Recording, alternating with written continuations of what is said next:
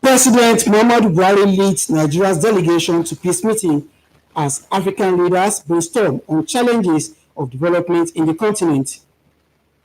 Senate calls for declaration of state of emergency on unemployment situation in the country. Plus, 18th Ogun head of service sworn in.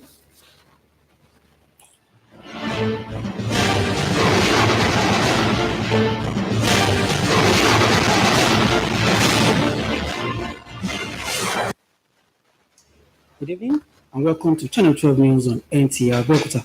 My name is Nta. Many thanks for joining us. African leaders have begun a brainstorming session in Aswan, the Arab Republic of Egypt, towards finding an African-led solution to the problems confronting the continent and development. President Muhammadu Buhari is leading Nigeria's delegation to the forum, which has at its theme peace, progress, and prosperity. State House correspondent Adam Sambo tells us more. Rich in resources, as well as a riding wave of urbanization, industrialization, as well as economic diversification, Africa's importance to the global economy cannot be glossed over, both as a market as well as an engine of growth.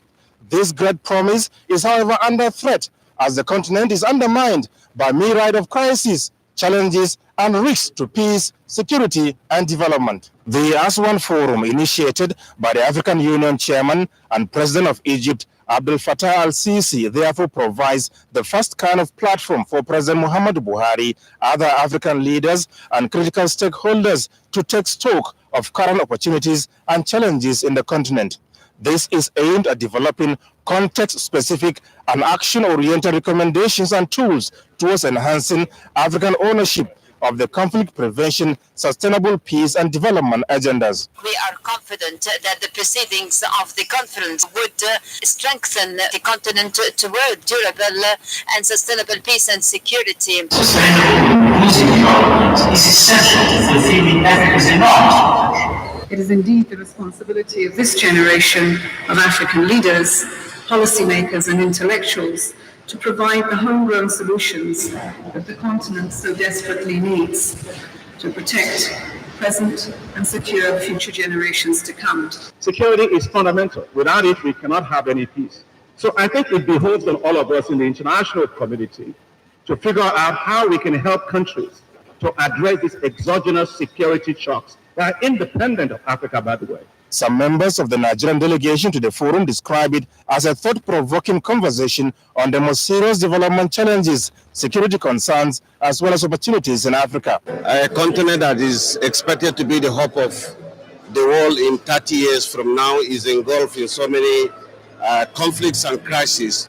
Instead of keeping agonizing, we have to organize ourselves to ensure that we shouldn't be tied down by the past. We have to look for new ways of creating jobs and infrastructure so that our people will pick their pieces. What do we do as a continent to stabilize the situation on the continent in the various countries and also to prevent the reoccurrence of conflicts, begin to emphasize development, begin to emphasize progress. So will you describe this forum as very relevant to Nigeria? It's very relevant to every African country. And I think if we can have more of this in order to understand our problems, to understand where we are going, to understand how we can mutually assist each country, and possibly to become one in terms of progress, development, and what have you. During the forum, which will last 2 days, attention will be focused on silencing the guns in Africa, sustaining peace in practice, advancing meaningful contributions of African women, energy security, as well as advancing Africa's partnership with the world in turbulent times. From Aswan, Egypt, Adamu Sambu, NTA News. Many thanks, Adamu. And back home in the country, the collaboration of state authority and traditional rulers is imperative if community policing is to function effectively. Vice President Yemi Osinbajo, at the opening of the 11th Assembly of National Council of Traditional Rulers of Nigeria in Abuja, says this collaboration is important as the royal fathers have more knowledge of the ways of their people better than the security agencies. State House correspondent Chidemi Fade completes the report. This again that government their experiences and offer advice on those salient issues that touch the lives of the people. And I hope that the discussion here will At this 11th Assembly of the National Council of Traditional Rulers, Vice President Yemi Osinbajo reminds the royal fathers of their role, especially in the community policing strategy that has been designed to stem the tide of crimes in the country.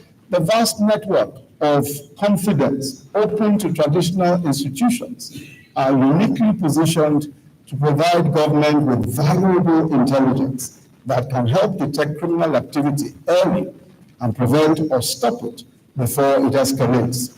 Apparently commenting on the report of the Presidential Advisory Committee on the Elimination of Drug Abuse, headed by General Bubanarwa, retired, the Vice President says the nation is now tragically on the onset of a public health emergency.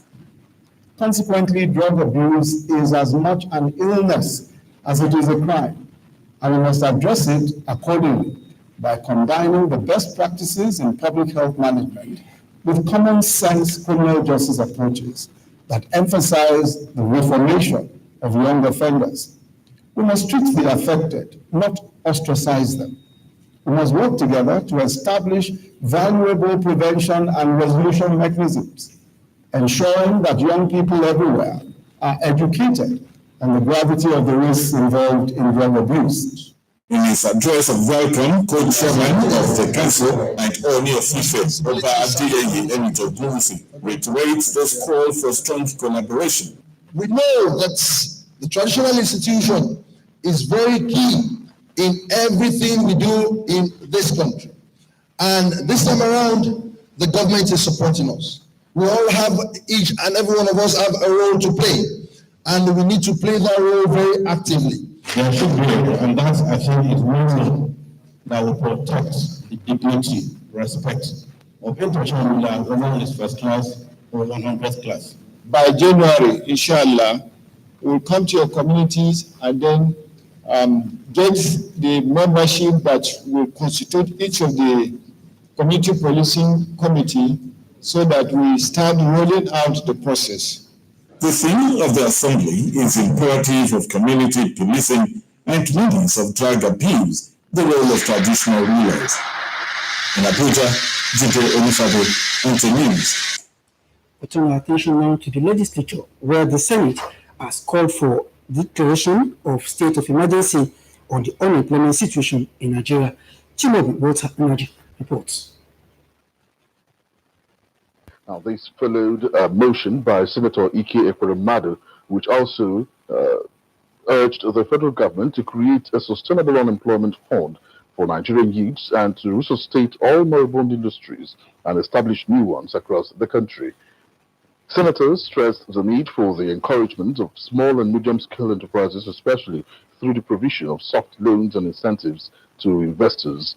Senate considered for second reading the bill that seeks to repeal the Federal Road Maintenance Agency Act of 2002 to establish the Federal Road Authority that will provide for ownership, regulation, management, and development of federal roads, mainly to bring the private sector into the funding of roads. The Senate has received the statutory budget proposal of the Federal Capital Territory Administration for 2020 fiscal year. It also approved the conference committee report on the Finance Bill 2019 as presented by the Senate Committee on Finance, which explained that the areas of divergence between the Senate and House of Representatives have been resolved. Senate calls for state of emergency on unemployment, passes 4 bills through second reading, and receives 2020 budget of FCTA. And back home in the state, Mrs. Amope Choko has been sworn in as the 18th head of service in Ogun State, with a charge to raise the bar high for the state civil service. Lupin Adefeso's report is presented in this package. I will not directly or indirectly reveal the business of proceedings of the council or nature or content of any documents communicated to me as head of service of Ogun State of Nigeria. The new head of service took the oath of office following the retirement of Engineer Lanre Bisiru at the completion of his 35 years in service. The governor, President Nta Abeokuta, charged the head of service to build on the proud legacies of past heads of service in Ogun State. Describing the public service as the engine room of governance, the governor reaffirmed his commitment to prompt payment of salaries and allowances of workers.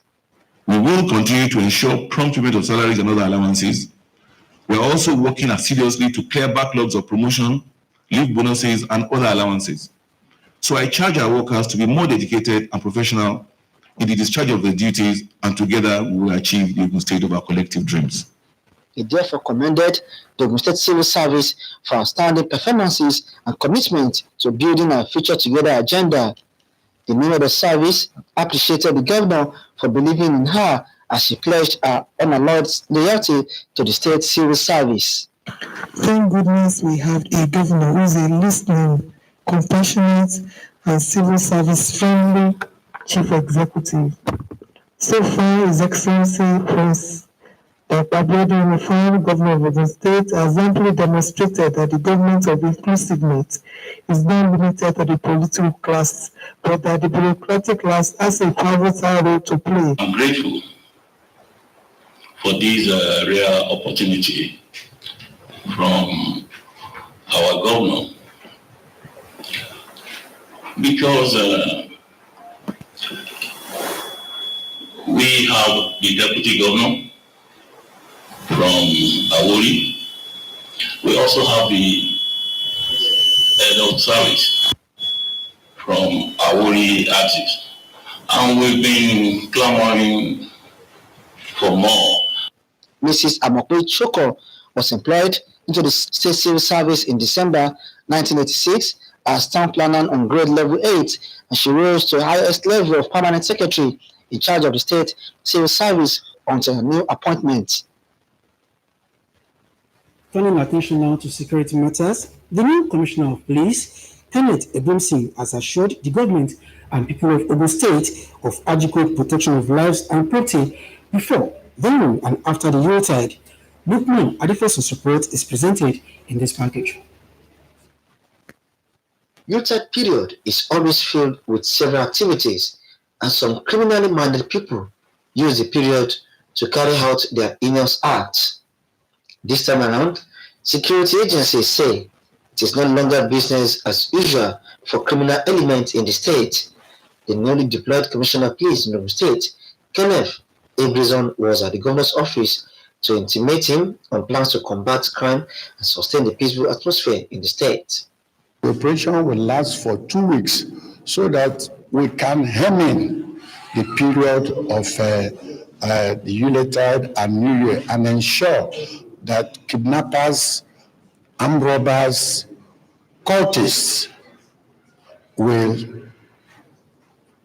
find no place to operate during this period, and anybody that will constitute a hindrance to the security architecture of Ogun State will be rooted out. In the state that play host to headquarters of many religious organizations, the CP maintained that strategies have been mapped out as the state will witness influx of people during this festive period. We have worked out modalities, particularly the Long Bridge, the Warawa area. We have in place security and ensure so that the worshippers coming will not be molested. We have mobilized all our tactical teams, all conventional policemen, and our special forces are all involved in this operation. He, however, enjoined people to cooperate with security agencies by reporting criminally minded people through the phone number released out.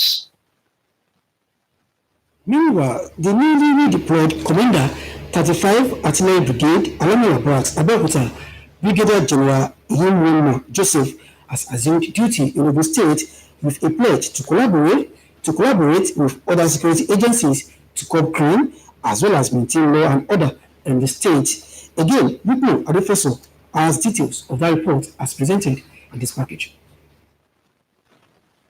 The visit by the newly deployed Commander 35 Artillery Brigade Alamila in Roma Joseph and Madasun was to intimate the governor of his assumption and he began running in the performance of his constitutional duties. He assured the governor that his men and officers are fully on ground to carry out their constitutional responsibilities in the state. We want to use this opportunity to thank you and appreciate you for all that you have done to the brigade. We've been briefed to the officers between the board and about a lot of things that the state government has been doing for the brigade. The governor of President Kwabode stressed the need for all security agencies to collaborate towards sustaining the peaceful atmosphere. If we catch anybody kidnapping, we are going to seek capital punishment for kidnappers. We don't allow some crimes to come here and disrupt the peace that we enjoy. But the benefits that we derive from those that come to establish presence here. Because organization speaks to creating a living environment for a public-private sector partnership. President Kwabode charged all security agencies in the state to also give priority attention to security of everybody, including people living in riverine areas. And still talking security, a 60-year-old man, Taufik Shitayo, has been arrested for having unlawful carnal knowledge of a 10-year-old girl named Withheld. A statement signed by the Ogun State Police Public Relations Officer, DSP Abimbola Oyemi, says the suspect was arrested on the 9th of December 2019 following a complaint at Aregbe Police Station by the stepfather of the victim that the suspect, who is their neighbor at Abule Aru area of Nta Abeokuta, lured the victim to his room with 600 naira and had carnal knowledge of her. The complainant said they noticed sudden changes in the behavior of the girl, which prompted him and her mother to question her intensively. Upon the report, the DPO Aregbe Division, DSP Okpe Olasukumi, detailed his detectives to the scene where the suspect was promptly arrested. The Commissioner of Police, Kenneth Ebimson, has ordered that the suspect be transferred to the Anti-Human Trafficking and Child Labor Unit of the State Criminal Investigation and Intelligence Department for further investigation and prosecution. Mixed reactions have continued to trail the Supreme Court verdict over illegal dissolution of elected local government chairmen by state governors, while a cross-section of residents of Abeokuta, speaking on the implication of the court order on Nigeria's democracy, believe it is a good omen for the development of the country. Others are simply indifferent.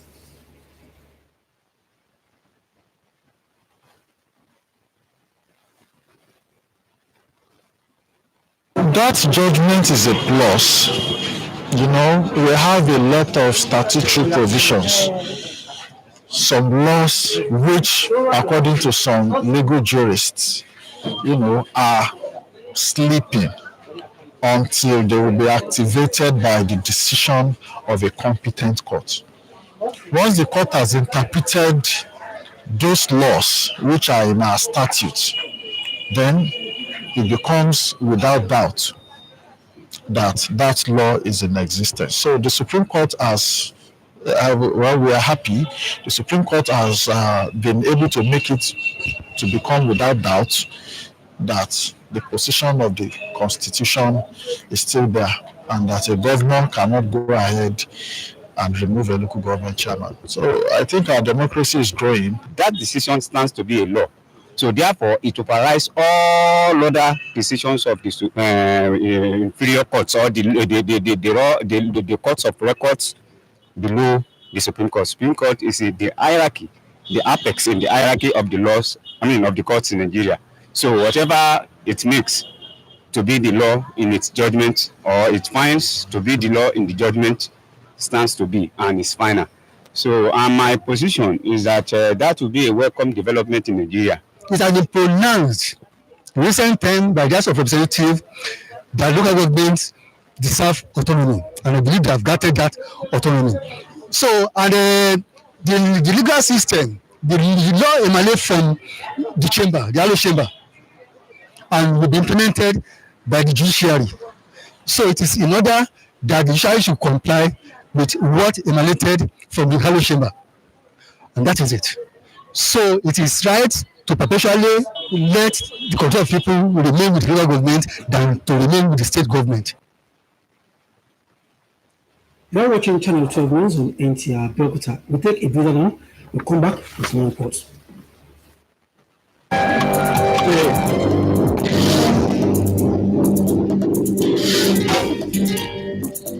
my friend, will you get serious? Sorry, sir.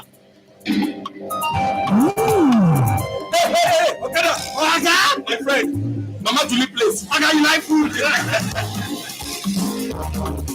Not here. Oga, forget that thing. Enjoy the taste the Tiger Spices adds to every meal. Wait. Now, what the cause is not you? I tell you, man. My brother, the Tiger Spices, they bring me come here. Tiger Spices, they make soup sweet and it gets natural herbs.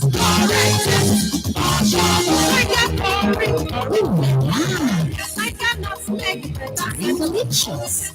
Oga. Don't worry. The chef won't chop Tiger Spices soup. Tiger Spices, when good taste matters. Tiger Spices, I thank you. Welcome back. The last may not have been heard of campaign and events put together to mark this year's fight against gender-based violence. The latest is coming from the British High Commission in Lagos, where wives of southern state governors were given opportunity to speak out against the harmful practice. Annie Daniel has the details. The trend has persisted.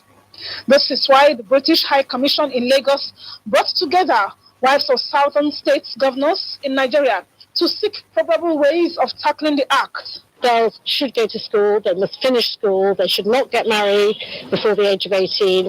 High rates of intolerance, some outlawed religious and cultural practices were cited as reasons why gender-based violence has persisted. We should be given equal opportunity, equal right to do things. Women that have either endured a violent act of either rape or sexual assault or know of need to understand that there are organizations available, both governmental and non-governmental, that can assist them. I believe we need to call for a state of emergency on sexual violence in this country. It is expected that with collaborations like this one, the issue of gender-based violence will become a thing of the past and the rights of everybody will be respected. In Lagos, Annie Daniels, NTA News. Many thanks, Annie.